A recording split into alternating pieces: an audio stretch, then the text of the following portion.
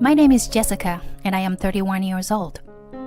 I started my own business at the age of 25, and although it is still small, I run an app development company. My previous job was in the IT field.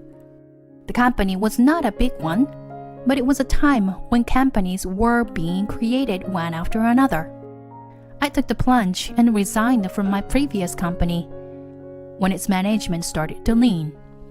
Then, I started a smartphone game development company. My husband Tony is a colleague and classmates from my previous company. When I retired, I invited a few people to join me, but my husband stayed. And when I said I was going to start my own business, he was very much against it. Yes, I know. Tony is not the type of person who likes adventure, much less trying new things. He always wants stability. He has no desire to work and is not interested in promotion. He just wants to get by day to day. He has no desire for things and no hobbies. Compared to Tony, I am the complete opposite. I want to be successful in my work, and I always want to challenge myself. I also like shopping. I enjoy going to live shows of my favorite artist. At first glance, it may seem that we are opposites and that we don't match, but we are not. What they lack in each other, they make up for together. In fact, I think we have good chemistry. We started as an office romance and got married 2 years ago. And 6 months ago, we bought the house of our dreams. We knew it would be a once-in-a-lifetime purchase, so we made no compromises at all. We were very particular about the color of the house, white being the base color. And since we both love children, we prepared a room for the child who would be born in the future. The house is filled with the aroma of wood, and we carefully clean the house every day. Since we moved into the new house, Tony has been saying to me more and more, "I want to have a child as soon as possible. Jessica, if you keep working, you will be left behind. You see on social networking sites that everyone has kids. You know that, don't you, Jessica? My parents are rushing me to have kids as well. Why don't you save your work for a while?" This was my biggest fear. Tony's income has decreased significantly. Many people left the company for that reason. And now there are only 3 employees, including Tony. And the vacation is called remote work. This month, he only went to work a few times. Before I knew it, his salary was reduced to an hourly rate, like a part-time job. We bought a house with a mortgage, and we can hardly live on my husband's income alone. But the issue of income is a sensitive one, so there was no way I could tell him directly. So I kept my mouth shut. Tony also noticed that his income was decreasing, but he turned away from his new job. I responded, choosing my words carefully. "I guess so. But I still want to focus on my work. I want to save more money. If I have a child, of course I want to think about the child first. I don't have anyone I can trust completely when I'm out of the office. So, I'm sorry. Please wait a little longer. I'll think about it." Tony looks unhappy. "You know, my mother is always asking to see her grandchildren. I'm sorry, but you've got to think about my dignity, too, you know? I've told my mother that Jessica is unable to have children because she's too picky. She won't be convinced if I don't say so." I knew that too. Every time my mother-in-law looked at me, she would say, "Are you not ready yet, Jessica? Work is good, but you have to have a child before you can be a full-fledged man, you know? No matter how good you are at your job, a woman who cannot produce offspring is half a man. Be a full-fledged woman soon." There is no way I can agree with such an opinion. But my mother-in-law is stubborn, and rigid woman. I could not expect Tony, who is a mother's son, to take my side, even if I gave him my opinion. I was tired from work, so I tried to avoid seeing her as much as possible. Whenever we met, she would talk about our children.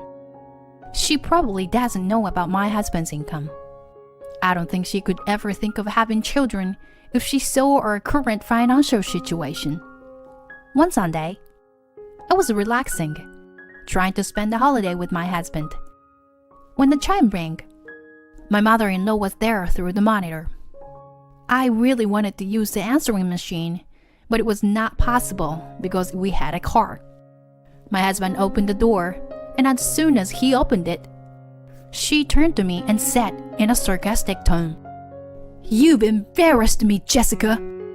Naturally, I had no idea what she was talking about. I had just bumped into a friend of mine from school. She told me that she has 3 grandchildren. He is younger than Tony. She bragged about her grandchildren. I never thought I would be subjected to such humiliations at my age. Having a wife who is a piece of shit. I must be miserable like this. She turns her anger toward me. Don't you feel sorry for Tony too? You are not going to be young forever, so you need to plan your future properly. You talk about work and work and work, but you are just making games. Anyone can do that, not just you. Ignorant people are the scariest. They don't know anything about other people's hard work, but they are the ones who are taken advantage of.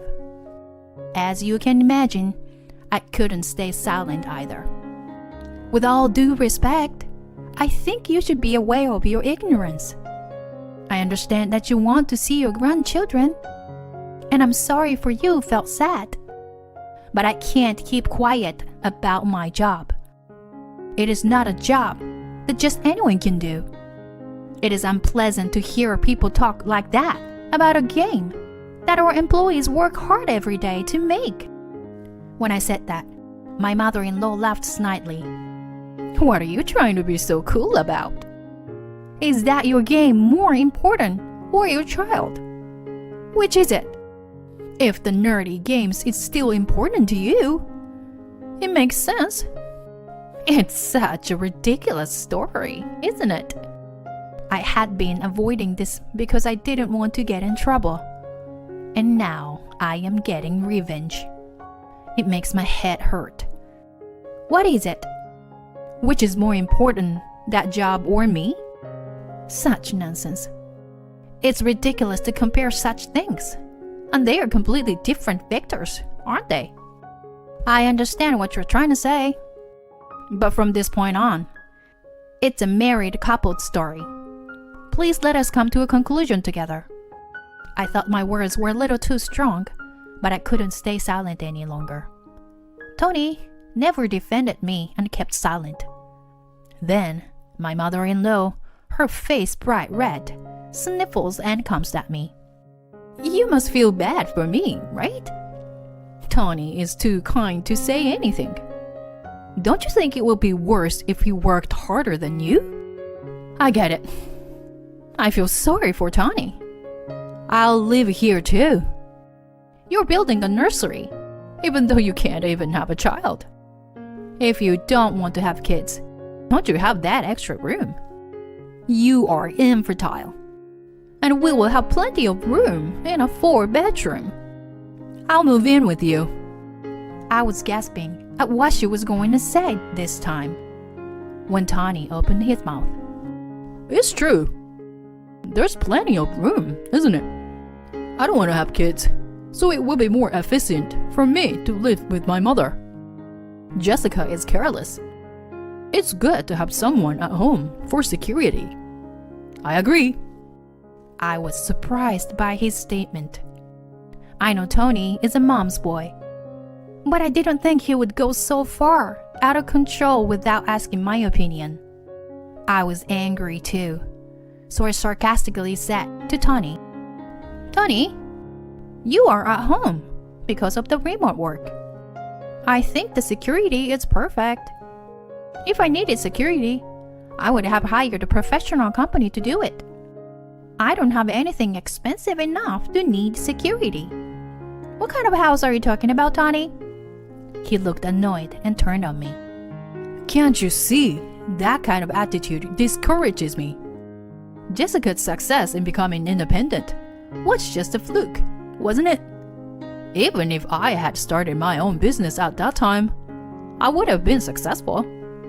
I would have made a lot of money. The heat in my body quickly cooled down.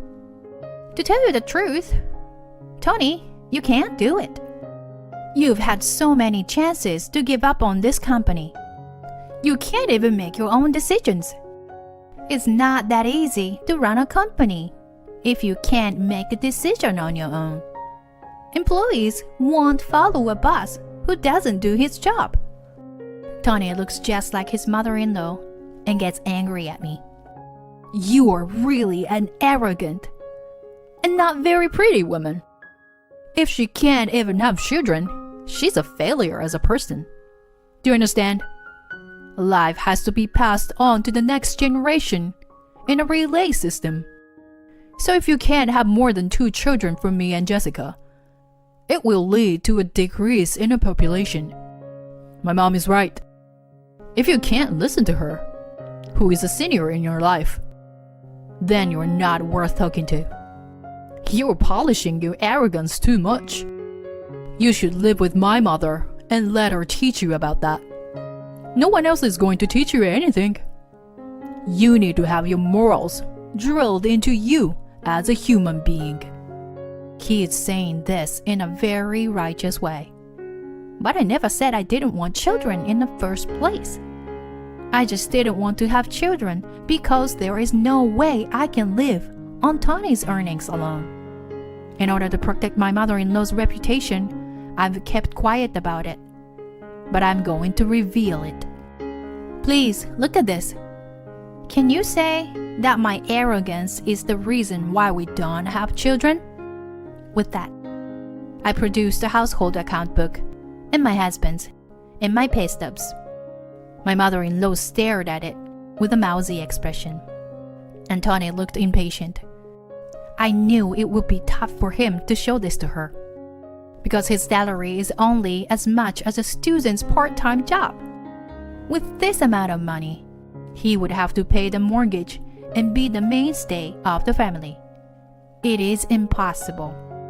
I opened my mouth. As you can see, our family's financial situation is made up of 2 people working. I can't think about my children just yet because I don't want them to be miserable or poor. If I want to continue my marriage with Tony, I have to give up now. Then Tony says with an impatient look on his face, I didn't ask you to show Mom your paycheck. Do you really enjoy making me look bad? Then his mother said, A man's income is not everything, you know. Tony's mild-mannered personality makes him a good father. Why don't you be the mainstay of the family? I'm going to fall over. No. When he's at home, he only reads comic books and plays phone games. If Tony was a housemate, that would make sense. And you know, the women are the only ones who can have children, right? If I take a leave of absence for 6 months, this house will go bankrupt. They're speechless when I said that. My mother-in-law is puckering her mouth like a goldfish. I continue. I think it would be more fun to have kids, and I would grow up. But a man is only a man if he has the financial resources to support his family. I think that's a perfect score if we both earn good money. But I don't agree with your way of thinking. Tony was furious and starts yelling at me. Jessica's spirituality is ruining me. I have a boss all the way home. Get out of my house. I don't even want to see your face anymore. My mother-in-law is biting at me too. That's right. Who do you think you are to say what you want to say? Fine. I'm going to get the divorce papers. Donnie, Divorce this piece of shit wife of yours. With that, the two went to the city office together. Why I have to leave is a mystery. But I don't want to be with Tony anymore. I don't even want to see his face. That's my line. I'm running out of patience too. I'm finally ready to leave home. I'm going to take this opportunity to pack my things. I don't like to have a lot of stuff to begin with. Basically, I don't want to have anything in my room. I am what is commonly known as minimalist. Packing was over in no time. My mother-in-law and Tony are in an angry mood and are filling out the divorce papers as soon as they came home. Tony slapped me with it. I've already filled it out. It's now or never if you want to hold me back.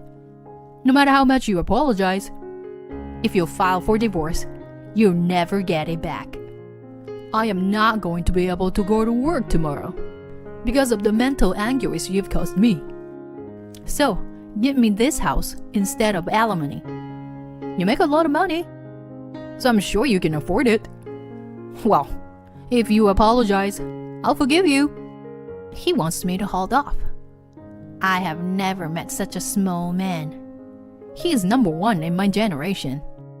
I will fill out the divorce papers without hesitation.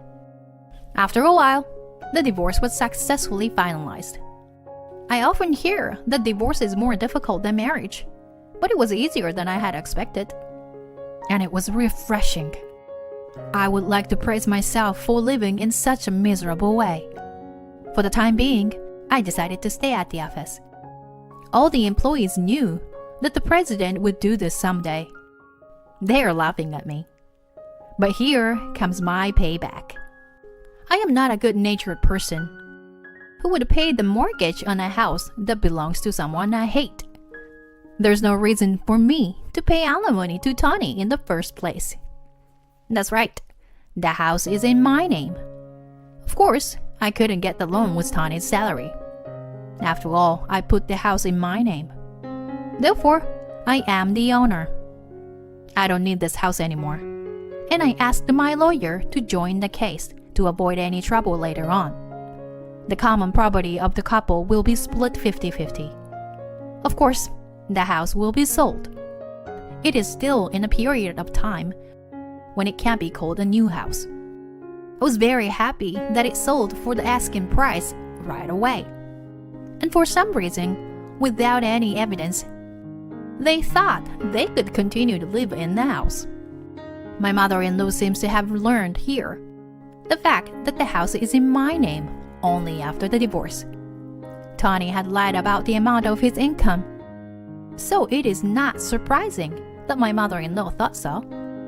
When they found out that the house was sold, they turned pale. Then, my mother-in-law called me. Do you really enjoy causing us so much trouble? Tony is going to get back together with you, so you have to withdraw the sales right now. My mother-in-law is yelling at me. Huh?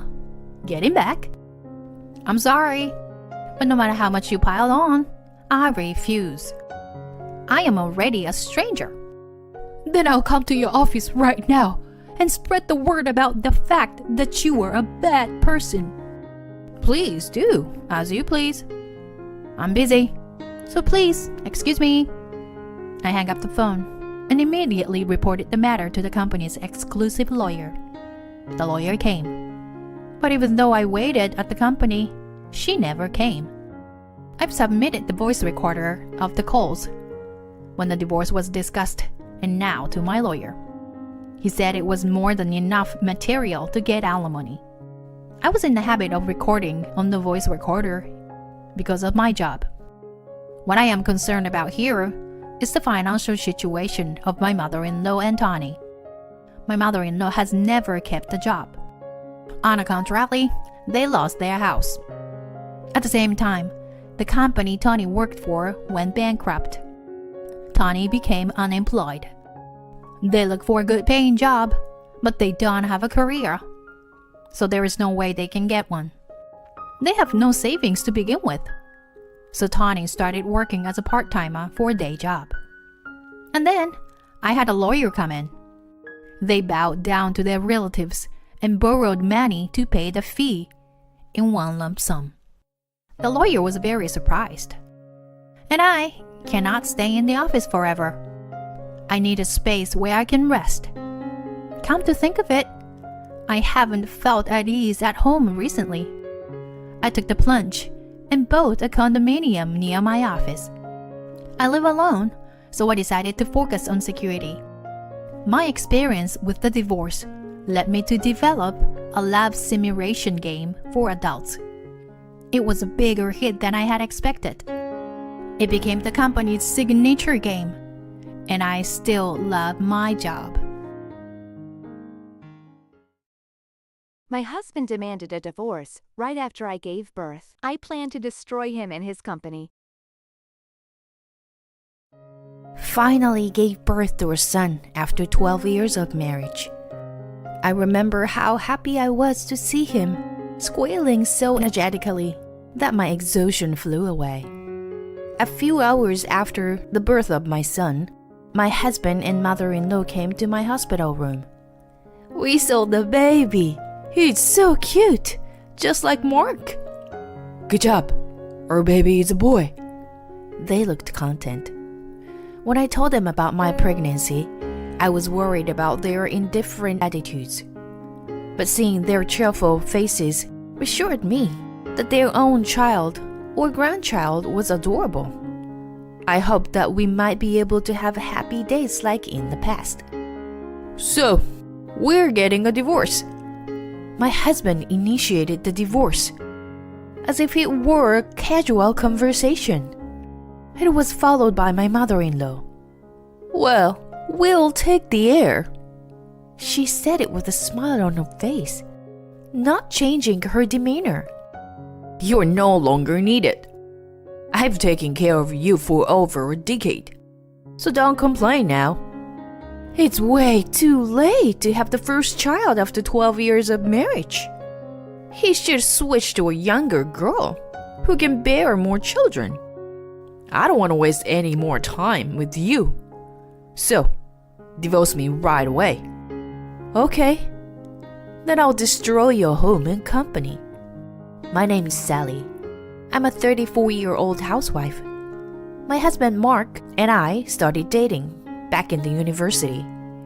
When we were students, we were an ordinary couple. I thought he was just like me, from an ordinary family. But after we engaged, I learned that his grandfather was a wealthy man who owned several companies. Moreover, they were so big that everyone knew about them. I was anxious about my marriage, thinking it was too much to be the wife of someone from such a family. But Mark said, It's no different than any other family. Just that my grandfather is a business owner. He was a kind guy who always considered me. So I thought I could work things out with him and decided to marry him. After marriage, Mark and my mother-in-law Helen wanted me to live on a property and be a full-time housewife. Mark got a job at an ordinary company, so life was mostly normal for us. Except that I struggled to learn table manners when I had to go to a high-class restaurant for family gatherings. After the third year of our marriage, Helen, who had always left us couple alone, started interfering. It's already been 3 years, but no baby yet? Mrs. Miller's daughter just got pregnant. I wonder when I can meet my grandchild. She came over early in the morning and urged me to have a baby every day. I spoke to Mark about this. She's been lonely ever since my dad passed away. We'll have a kid someday, so don't take it too seriously. He told me to be patient. I should have retorted to her, or blatantly asked Mark to tell her to stop. But I felt so bad about not being able to have a baby myself that I couldn't come on strong. Many years has passed, but still no baby. Meanwhile, her demand to have a grandchild got more intense. Not only that, she started harassing me about my chores, criticizing my cooking and throwing the food away, and ordering me to finish the mowing the yard within an hour. Once I told Mark that I was tired of the attacks from his mother and wanted him to do something about it. "Deal with it yourself. I'm tired, so don't bother me with such a trivial matter." He interrupted me and scolded me with a sigh. Around this time, he was busy establishing a company affiliated with his grandfather's and was to become the president. He was coming home late at night frequently, not only to work, but also to socialize and drink. And when I tried to talk to him, most of the time, he was too exhausted to listen to me. The numbers of occasions we spoke to each other became less and less, and our relationship as a married couple was diminishing. Even so, I thought that if Mark's work settled down and we had a child, we could go back to the days when we were close. So, I started infertility treatment. During the treatment, I often felt tired and couldn't do what I wanted. And I was also anxious that I wouldn't be able to have a child. It was mentally and physically exhausting. But I somehow managed to hang on, dreaming of a happy life for our family. As a result, we were finally able to have a child after 12 years of marriage. When the doctor told me I was pregnant, I wanted to jump up and down for joy. I called Mark right away. "Are you busy? Sorry to bother you. I just saw the doctor and I'm pregnant."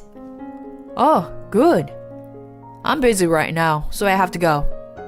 His reaction was so cold that my high spirits disappeared. When I told Helen, Finally, I thought I wasn't going to have a grandchild. there was no words of joy or no congratulations, but only the reaction I didn't expect. So I was quite disappointed. Even after the news, Helen didn't stop harassing me, but continued ordering me to clean her house and stealing the meal I prepared, which added more burden on my shoulders. Mark was still coming home late and we didn't have time to talk. My feelings started wavering around this time. Should I get a divorce? But we might reconcile after the baby is born. A half year later, I gave birth to my son. I remember how happy I was to see him squealing so energetically that my exhaustion flew away. I would have loved to have Mark with me there, but I told myself that he was too busy. He and Helen came to visit me a few hours later. I was surprised to see them both, as they never said they were coming. But I didn't say anything, thinking they were just rushing in to celebrate the birth. We saw the baby. It's so cute. Just like Mark. Good job. Our baby is a boy. They looked content. When I told them about my pregnancy, I was worried about their indifference. But seeing their cheerful faces reassured me that their own child or grandchild was adorable. I hoped that we might be able to have happy days like in the past. So, we're getting a divorce. Mark initiated the divorce, as if it were a casual conversation. It was followed by Helen. We'll take the air. She said it with a smile on her face, not changing her demeanor.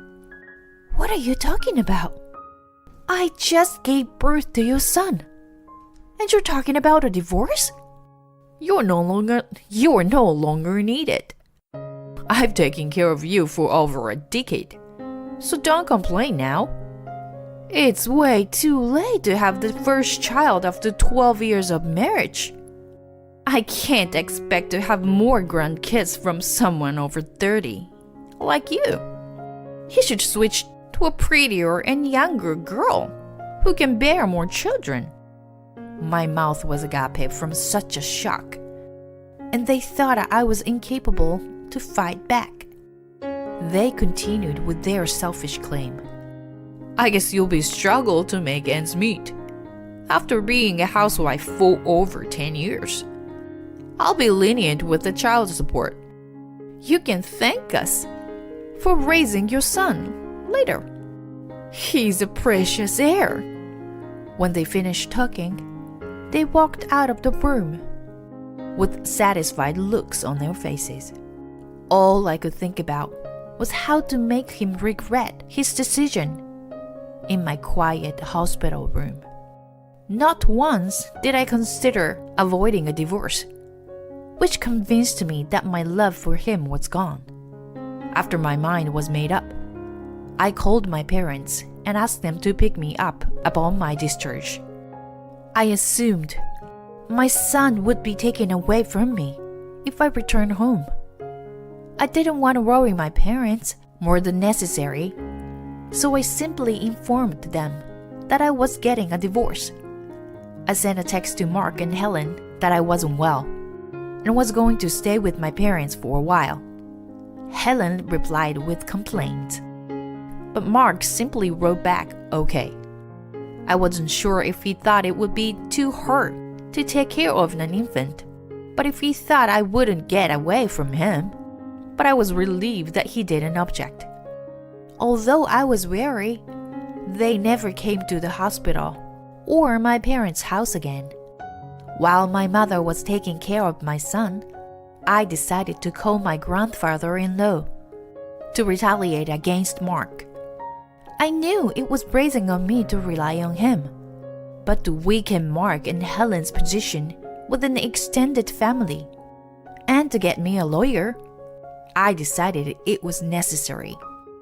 It was my very first time calling him, so I was anxious while the phone was ringing. When he answered my call, I told him about what happened during my pregnancy and what I had been told by them right after I gave birth.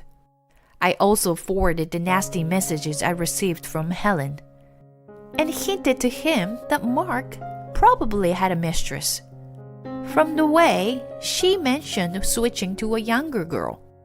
He couldn't make a decision based on my story alone, so he was going to investigate and then call me back on another day. I received a call from him a week later.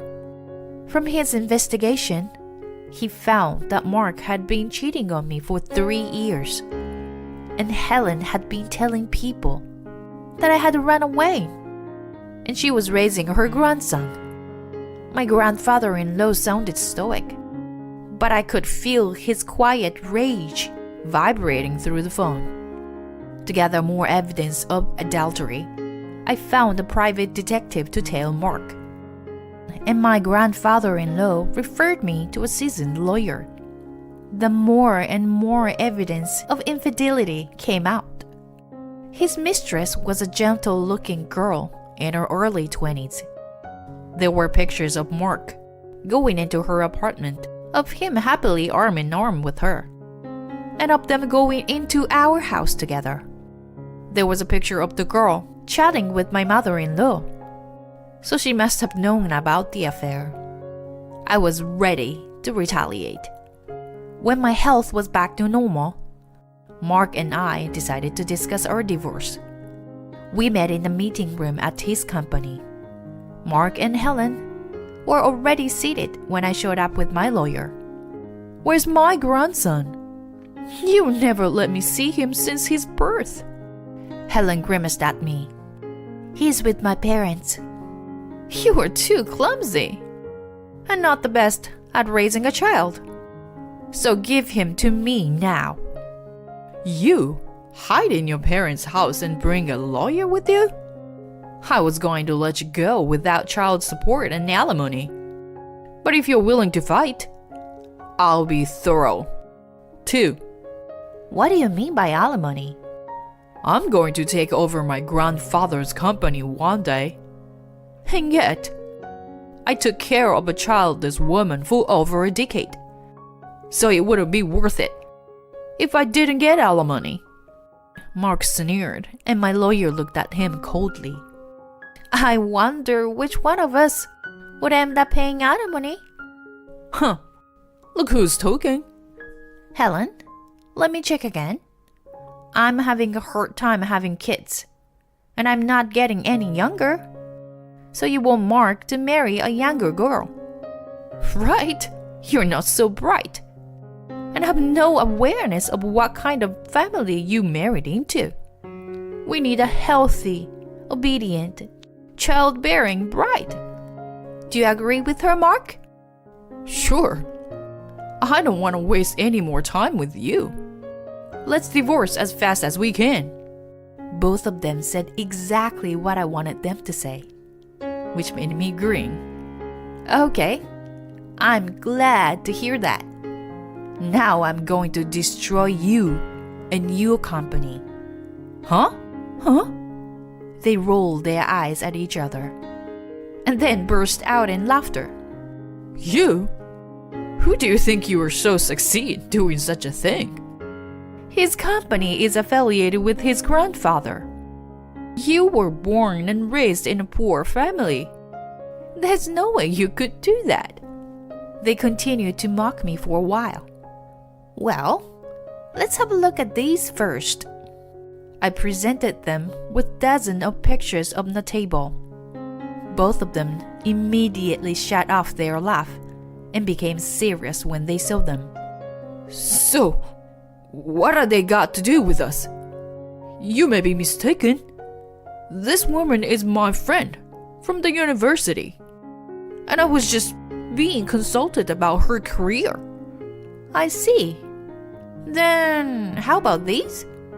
I pulled out a voice recorder and played a conversation between him and his mistress about their honeymoon and married life. Both Mark and Helen turned pale when they heard the recording. What the hell is this? I got nothing to do with it.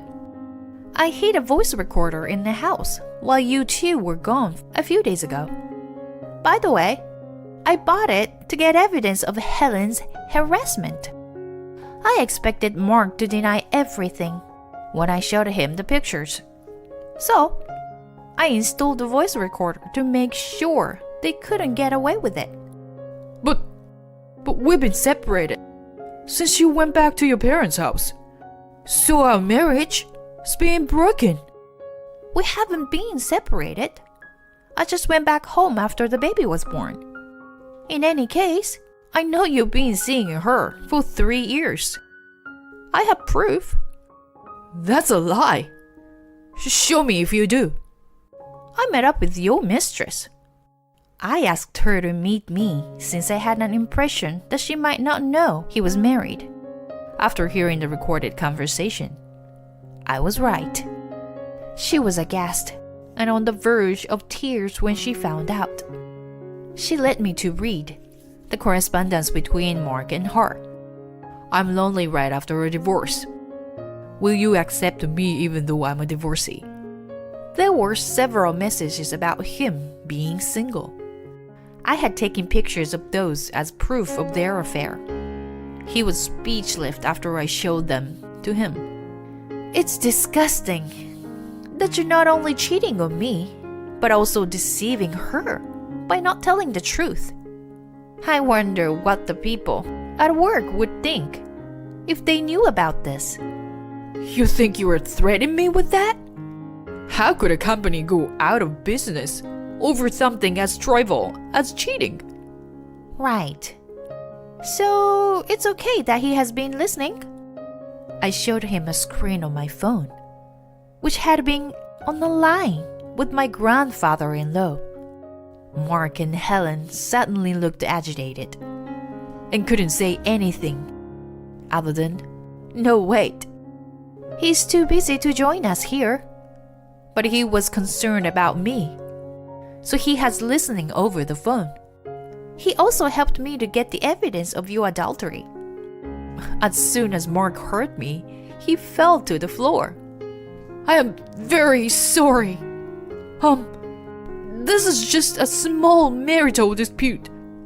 When he started excusing, his grandfather scolded. A man who failed a woman he promised to protect wasn't capable of running a company. He said he was going to discipline Mark later and hang up the phone. Mark was still on the floor, frozen like a statue. Helen was pale as a ghost. Now, you know you can't get away with it. So, let's discuss child support and alimony. I was content to see the despair on Mark and Helen's faces.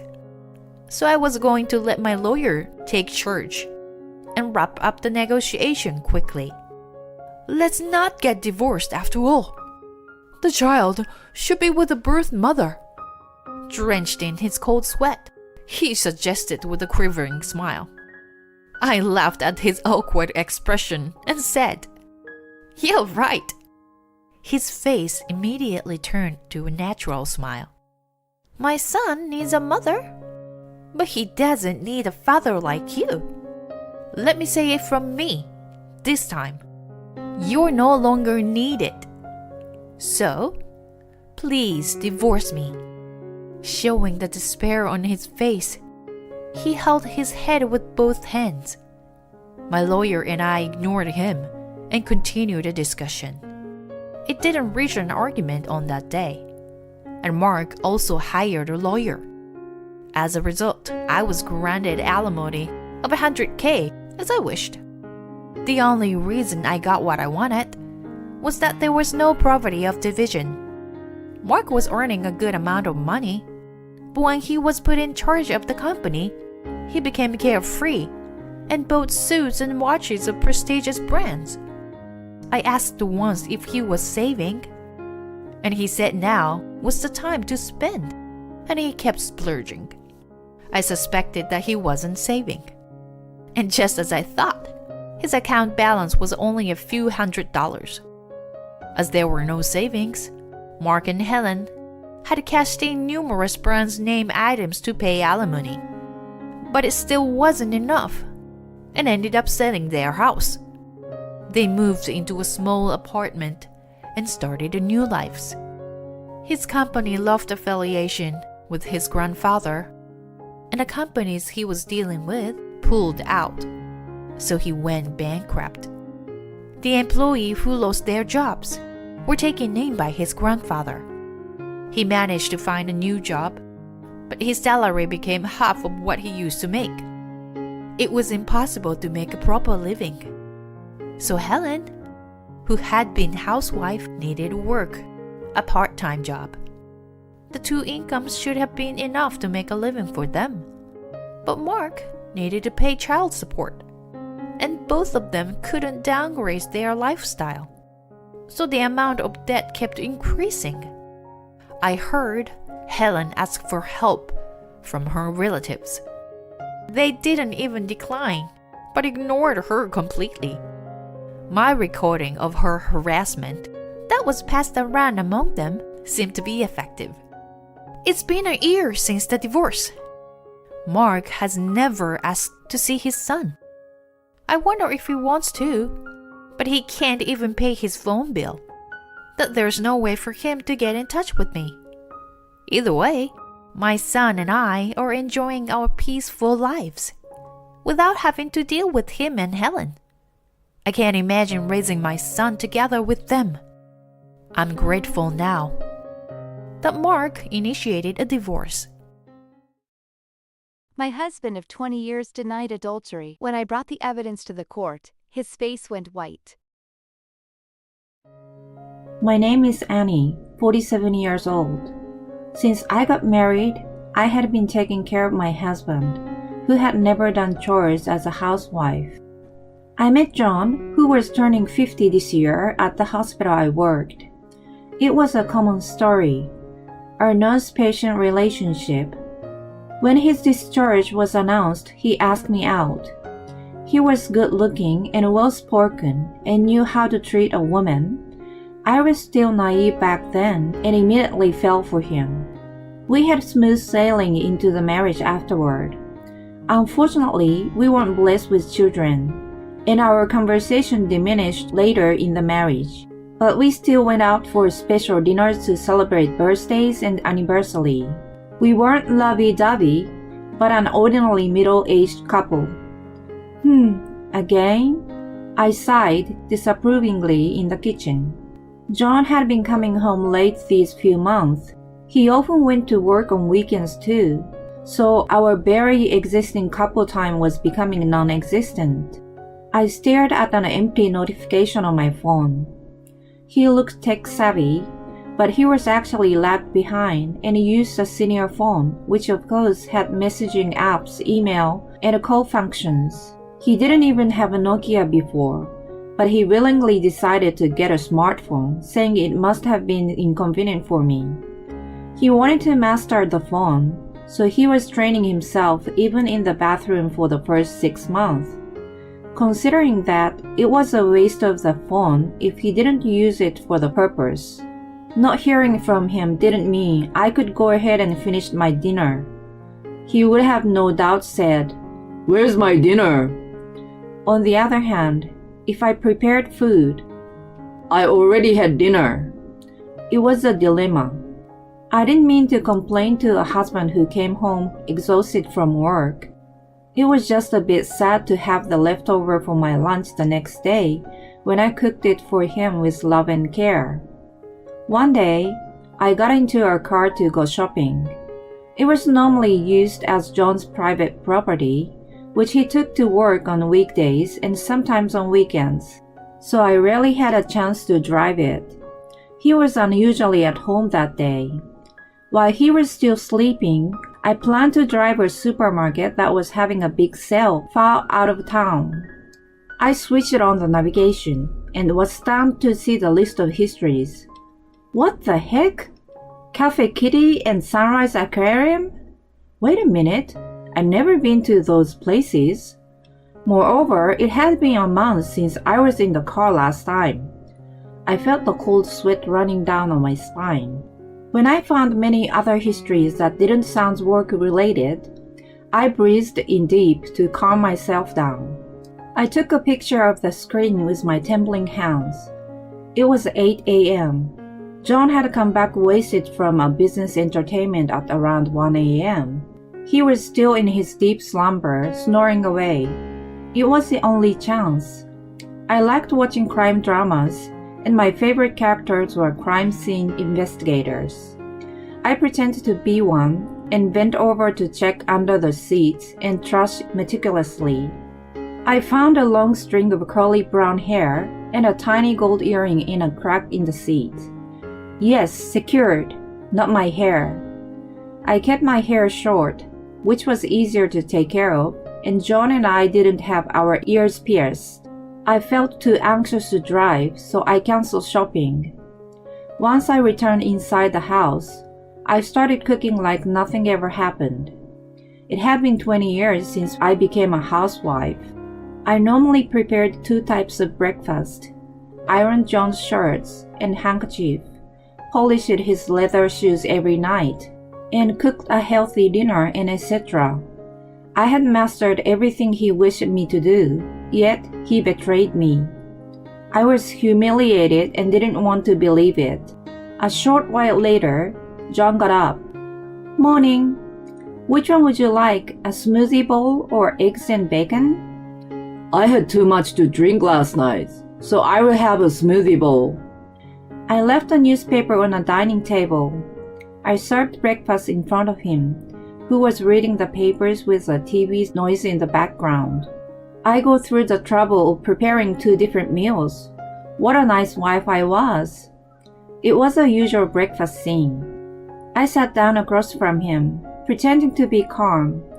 Can I borrow the car today? I want to go to a supermarket out of town for the big sale." "Are you sure? You haven't driven for a long time." "I will be fine. I will use the navigation." "I don't trust you. I will go instead." I smiled at him, who spoke cautiously as if he was choosing the right words. "Let's go together then." "Okay. I will clean the car after I finish here. You get ready." He folded the papers haphazardly and gulped his breakfast in a rush. He was still wearing his nightrobe when I saw him run out of the house. I waited for the front door to close, and then I put the hair and the piercing in a Ziploc bag with the date and time and hid in the back of the cupboard. I went out with John for the first time in months that day. The car was vacuumed, and there wasn't a single speck of dust inside. When I started the navigation, the history had been deleted.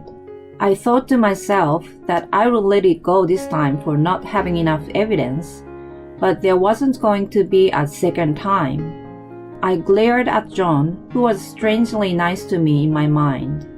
Things were peaceful for the next few weeks until my birthday. It was when the unexpected happened. John was going to get off of work early, and we were supposed to have dinner together. I booked the French in the mall at 8:30 tonight.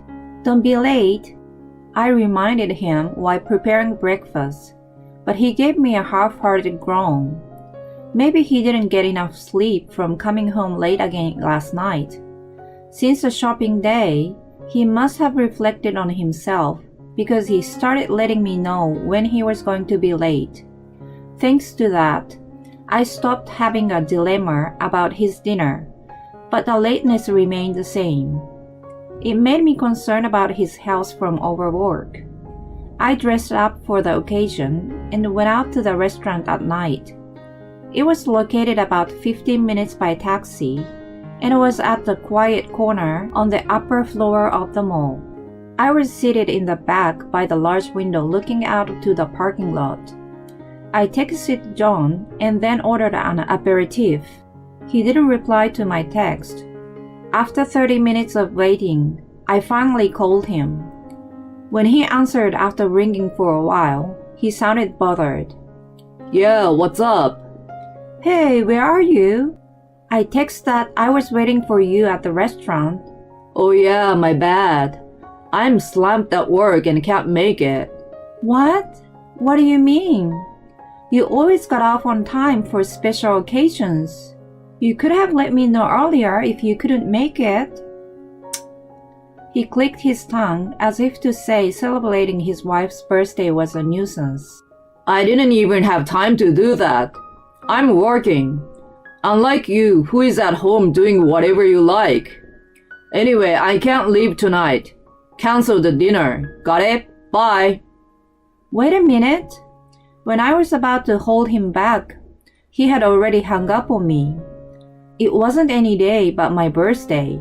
As I gave in, I called my waiter to explain the mishap and told him that I would pay for the pre-booked course. He kindly suggested having dinner alone and just paying for myself. As I contemplated, my phone pinged with a text from John. Did you cancel? I was upset with a one-line text without an apology. I sent back a bitter reply. Yeah, just your part. Then I turned to the waiter. I will take up on your suggestion, please. Even if I went back home now, there was nothing to eat. Since it was a hump day, the restaurant was only half full. I decided to enjoy my birthday French dinner alone in quiet. I even planned to post my complaints and pictures on social media then. I had been just looking through it almost every day, but that's how it was supposed to be used.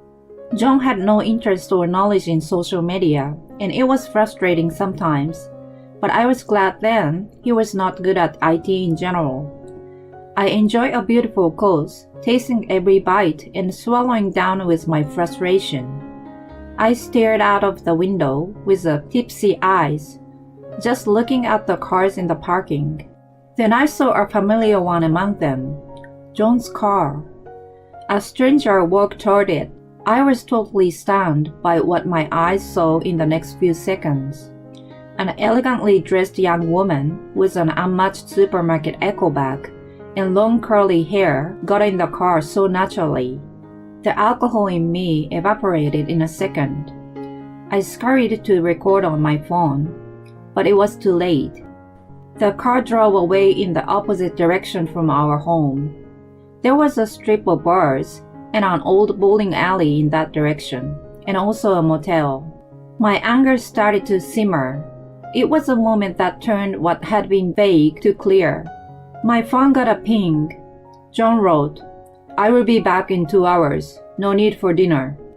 It was a familiar message, but since I caught the scene, it just angered me even more. I should have made him sorry the other day.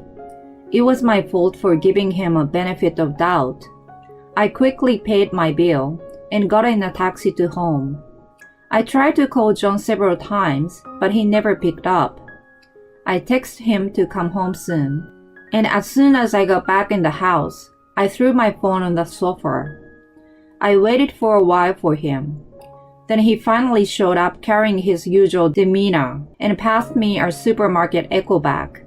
"Hey, sorry to miss the dinner. This is for you." Inside a big bag, there was a piece of cake with a discounted price tag.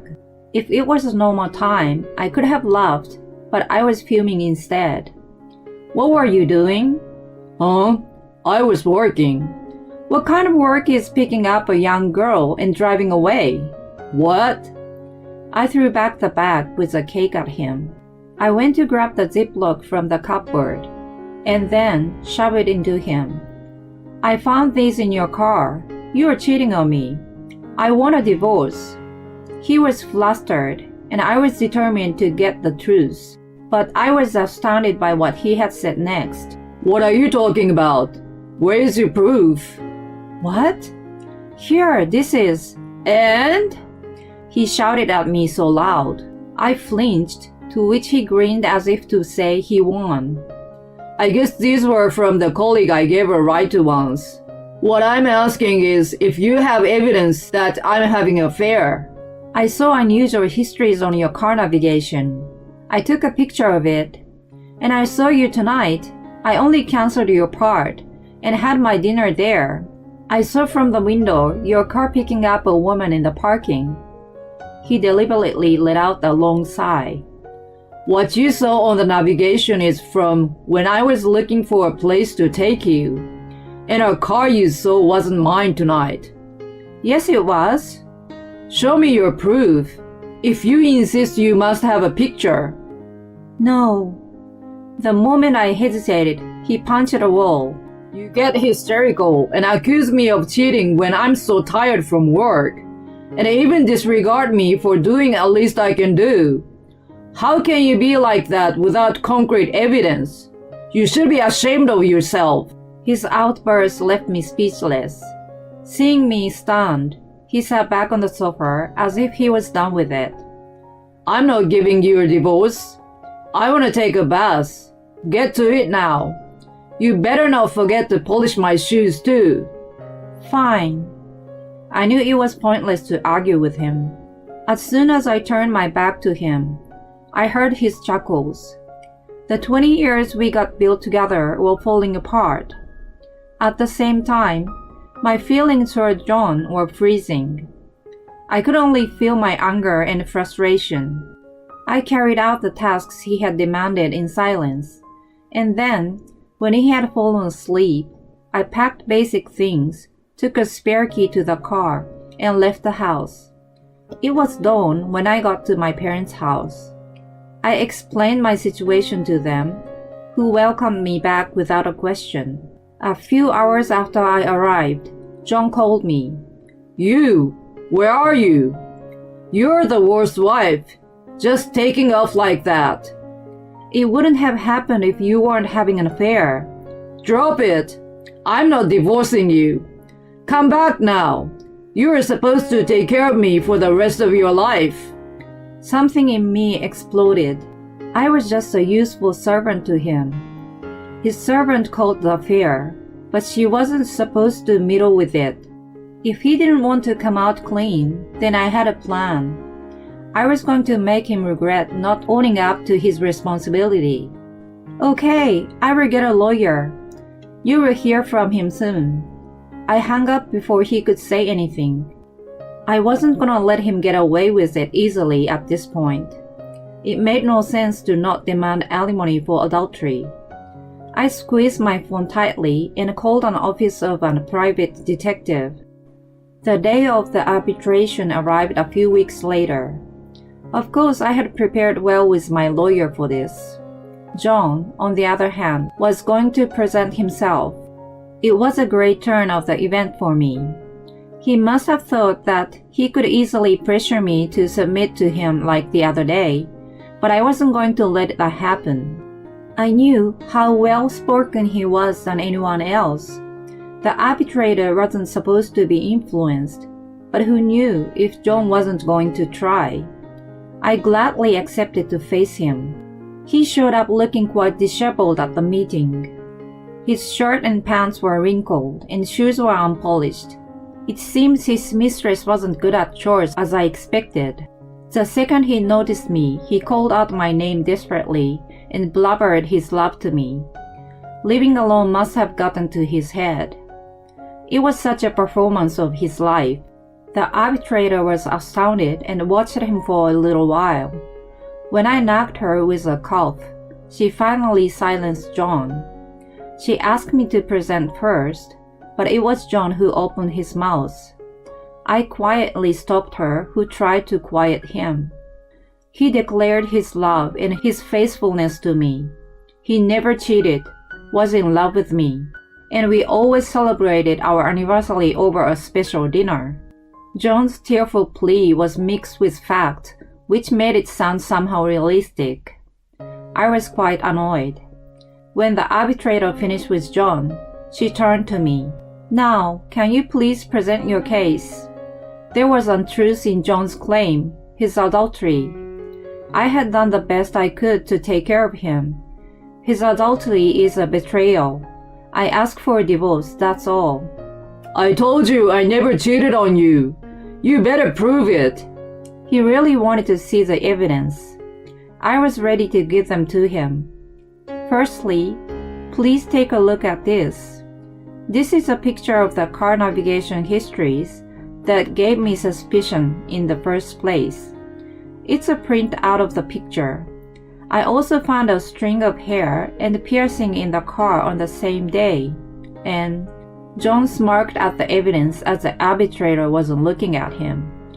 I opened my PC and faced the screen toward the arbitrator and John. This is a social media account of John's mistress. Huh?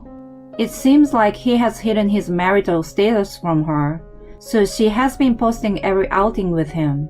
John's smirk disappeared. The arbitrator stretched her arms toward my PC.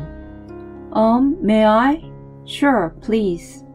The arbitrator scrolled the page as she inspected the posts. It was just a lucky guess. I realized that most of the car navigation histories was a photogenic spot. I thought there might be pictures of John and his mistress in the background and searched social media with a little hope. I didn't have a gut to contact a private detective at that point. I was just looking for any proof. As I expected, there was a large amount of data, and I finally found an account after consuming a lot of spare time I had as a housewife. There was a post with a comment. I went for a drive with my mature boyfriend. I'm sad to lose my piercing though. Let me know if someone finds it. She considerately uploaded a picture of the same piercing I had found in the car. The owner of the account had the same style of hair and the same coat she wore when I first saw her. There were other contents that fit perfectly with the histories of car navigation, and some images with a figure of John without the face. I was certain it was his mistress. Too bad I already had hired a detective at this point. Well, the moment I found this, I immediately informed him. The arbitrator looked at John coldly. This is not an affair. It's strictly a business relationship on my side. She is the one misunderstood the fact. I ignored his excuses and produced more evidence. Dozens of pictures that came from my detective were laid out on the table. John didn't need to excuse himself anymore after I left, so he seemed to take the opportunity to spread his wings. I heard it was so easy to take pictures of them, such as going into a motel room, visiting his mistress at her house, and taking her into our home. Most of all, there was one picture that caught my eye. I mumbled, "wolf," and showed the image. A 50-year-old middle-aged man with a collar and leash was ecstatically worked by a young woman in a park. The arbitrator clearly showed her disgust.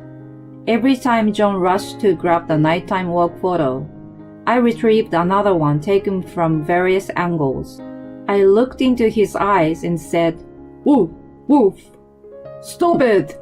They're not for your entertainment." "So should I send these to your office?"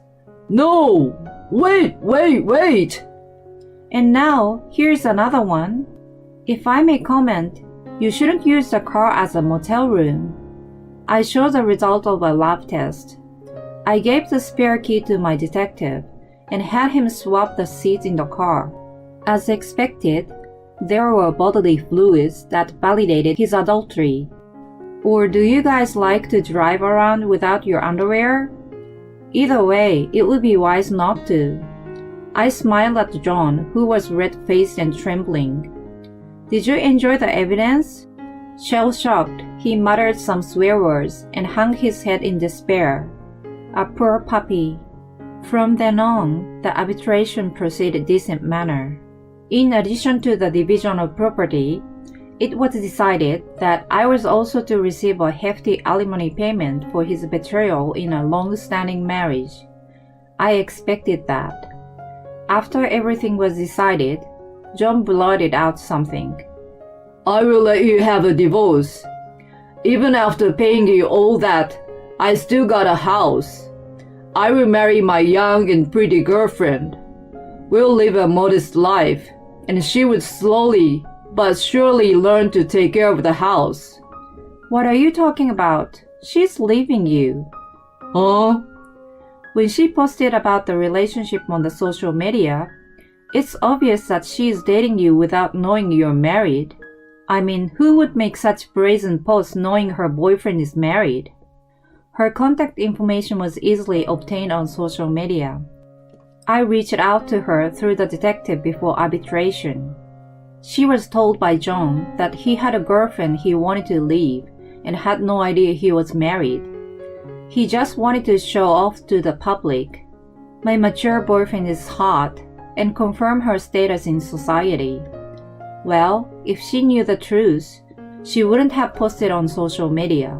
But that didn't change the fact that she tried to steal a guy from another woman.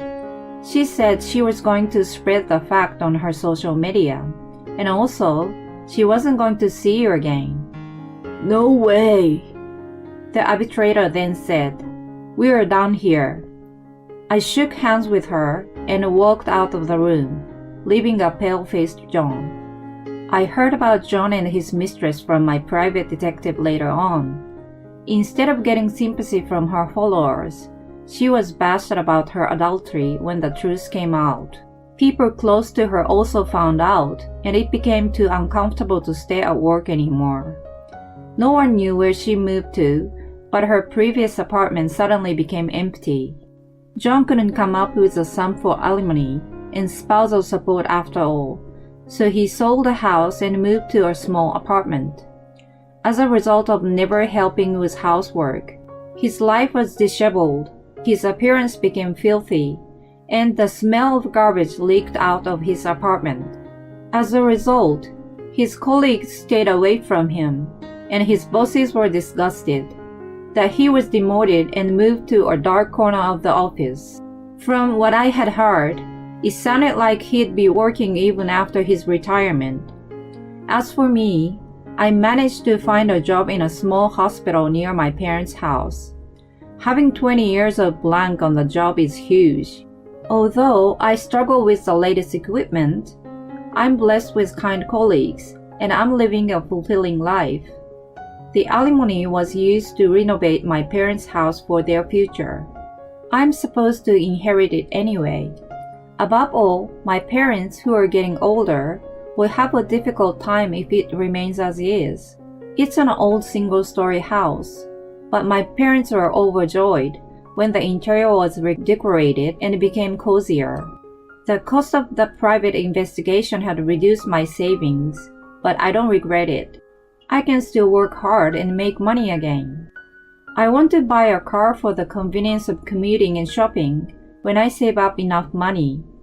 Of course, if I have a boyfriend in the future, I won't use the car for anything other than its intended purpose. My husband and his mother went on a trip to Hawaii and left me and our daughter. It would be a waste of time to save money for a girl who will not even be an heir. My mother-in-law and my husband did not feel bad for the fact that they went on a trip to Hawaii with the money they had withdrawn from our child's school savings account. I had run out of patience and declared, "I'm getting a divorce." My relatives were furious when they heard that.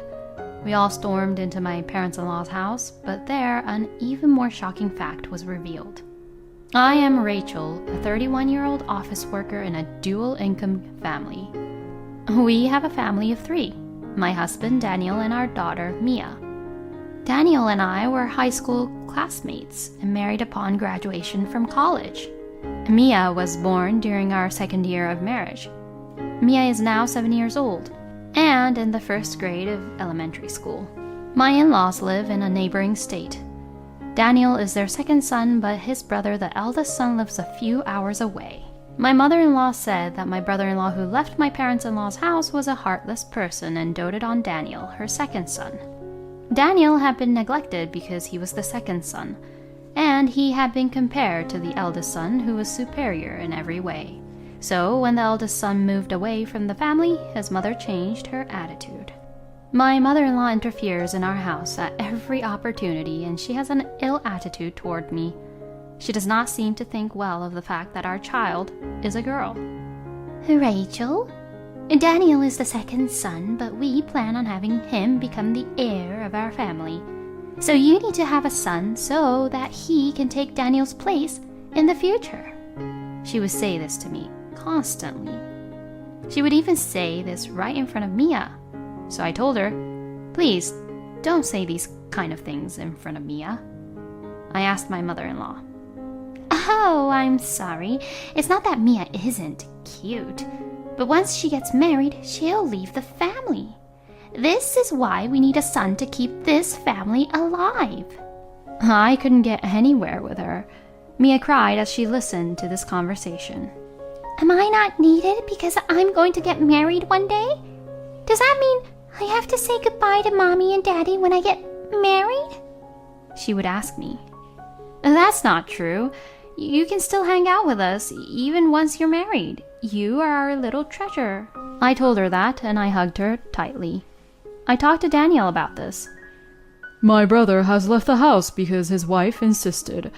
As the second son, I have to take care of Mom, and she's right. Woman will leave someday, so I have to have a son and raise him to be a strong heir. I couldn't get through to him at all.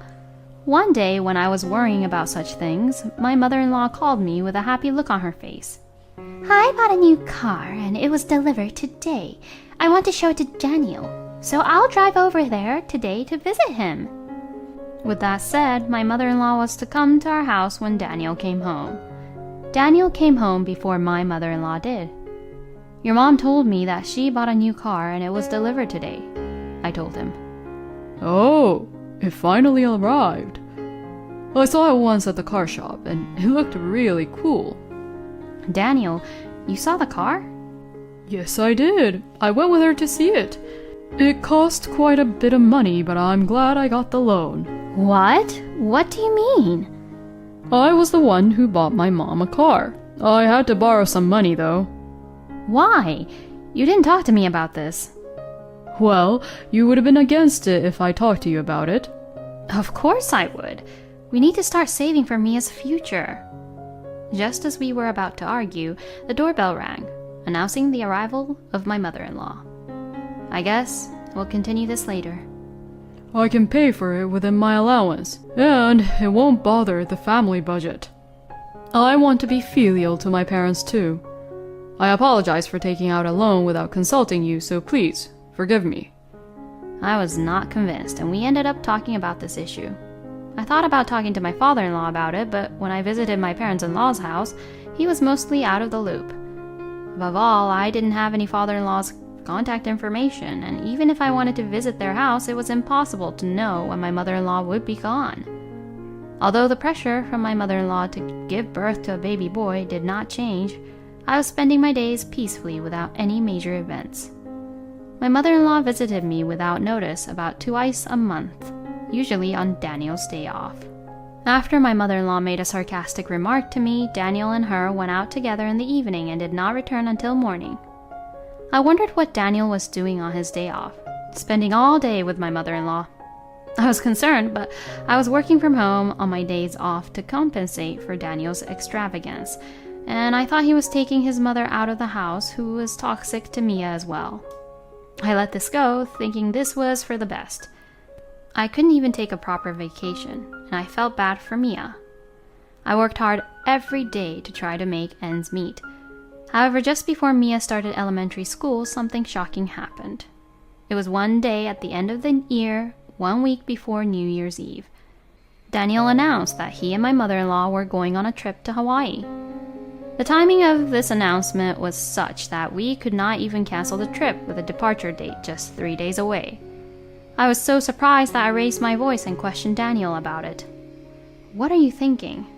You didn't even talk to me about it, and on top of that, going on a trip with just your mother?" Well, Mom's health has been getting a little worse lately, and this may be the last time we travel overseas. Mom really wants to go to Hawaii for New Year's Eve. Why doesn't your mother and father just go themselves? Didn't you at least think of taking me and Mia with you? No, because with my allowance, I can only afford tickets for me and my mom. Daniel's slurred answer left me with no energy to speak. We didn't speak for the rest of the day, and the next day, I told him, "I'm spending the New Year's holiday at my parents' house, so you go enjoy Hawaii." I took Mia back to my parents' house. However, I was not convinced that Daniel's allowance would be enough to cover the travel expenses for the two of them.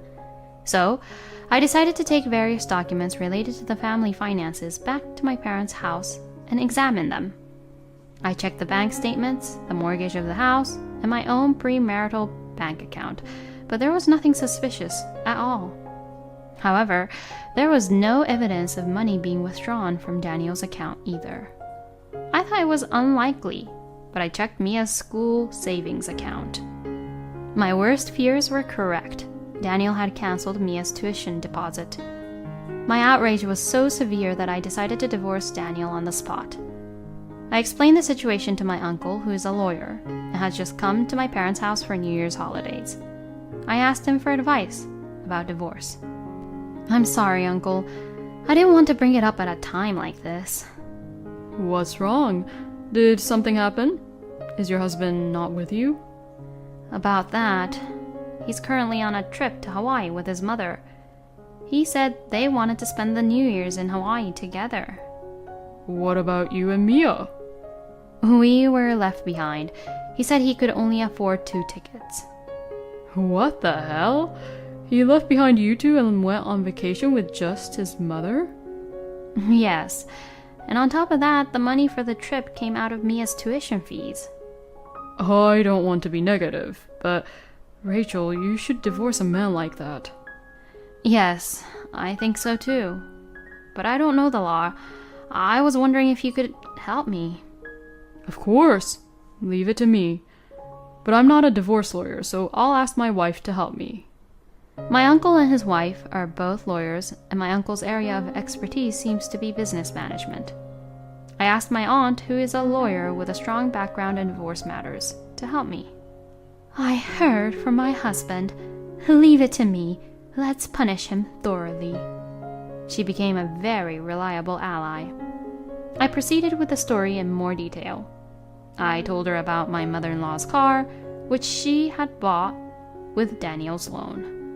We decided that we should do some research on our family's financial situation. Now, my other uncle, who is an accountant, joined in. Anyway, the 3 of them were more determined than I was to punish Daniel and my mother-in-law. I apologized repeatedly, saying, "I'm sorry I put you through all this on New Year's." "What are you talking about? You know what happens when you make enemies of a family like ours at a time like this. I'm going to make sure they pay. My aunt laughed and patted me on the back. Yes, that's right.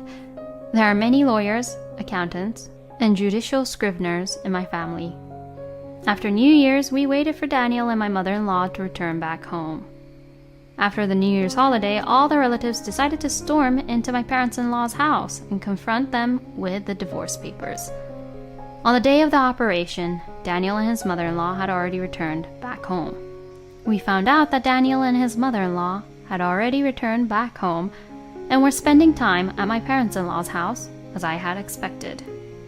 I called Daniel and headed to my parents-in-law's house. My parents, my lawyer, and my accountant, plus my brother, who does martial arts as a hobby, were there just in case something happened to us. This large group of 8 people went to my parents-in-law's house. Happy New Year! I came here today to discuss my divorce from you, Daniel. I'm here to discuss it with your parents as well. What a way to start the year.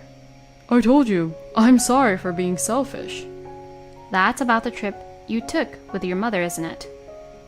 Daniel, where did you get the money from for your travel expenses? What? From my allowance? You're lying.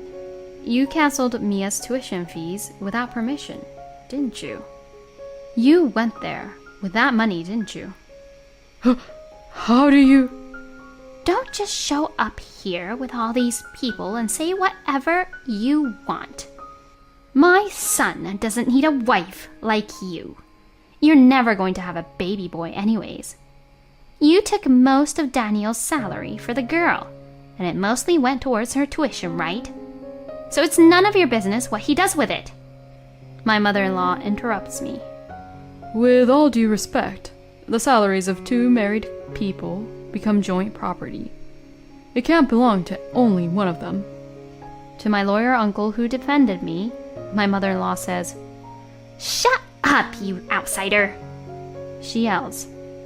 Before my aunt could open her mouth to say something in reply, my father-in-law, who had been airing his grievances for so long, spoke up.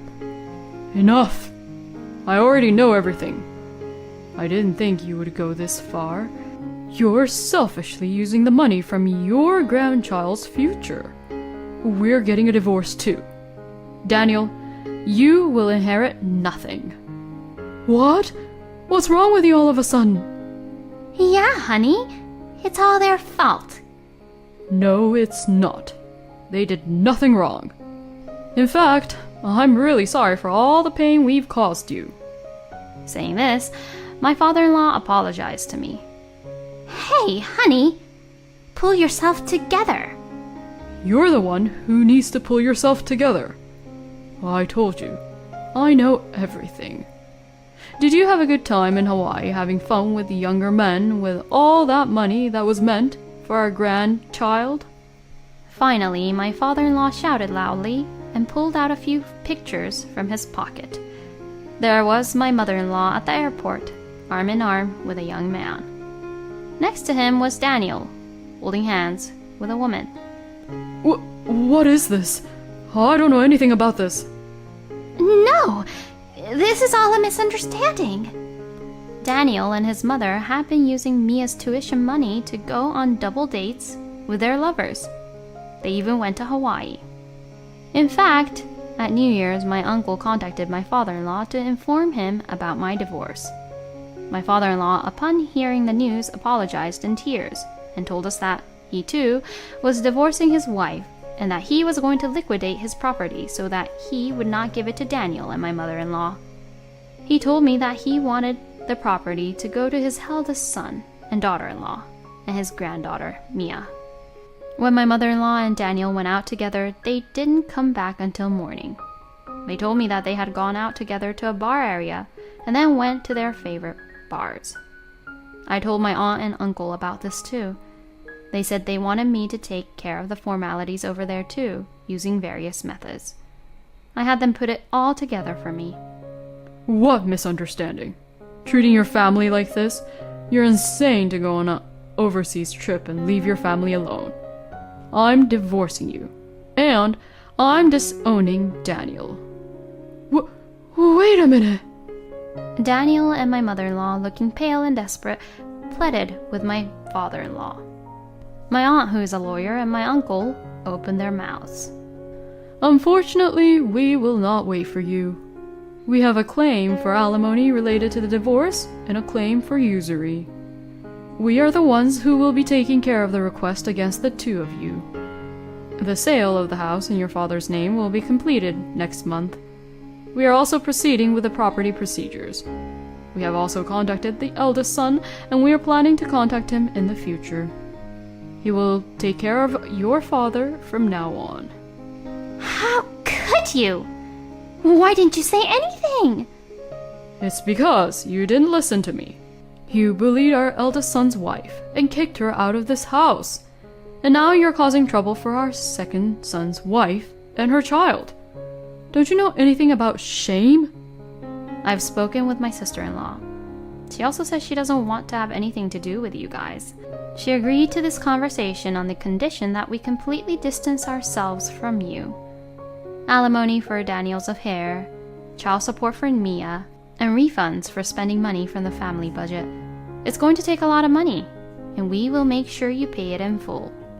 Rachel, listen to me. Listen, you've done so many selfish things without telling me, and now you want to tell me what? You have your mother and your lover. Anyway, I don't want to see or hear from you ever again. Just stay out of my life. No. What about Mia? A child needs a father. She needs a father, sure, but it's not you.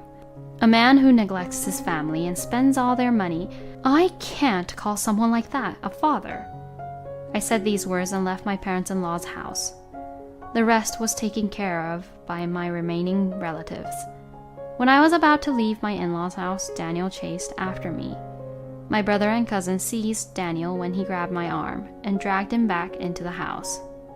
This was the last time I saw Daniel. Later that day, the divorce was finalized, and a little later, I received news that my ex-father-in-law sold his house and rented a small house in the town where my ex-brother-in-law and his wife live. I heard that my ex-brothers-in-law were actually going to take them in their home, but my ex-father-in-law said, I couldn't stop my wife from picking on our daughter-in-law. I couldn't ask you to take me in. I have money for my own retirement, so I will live comfortably on my own. And he declined their offer. However, the children at my ex-brother-in-law's place seemed to love their grandfather. They always go and play at their grandfather's house after school and then go home.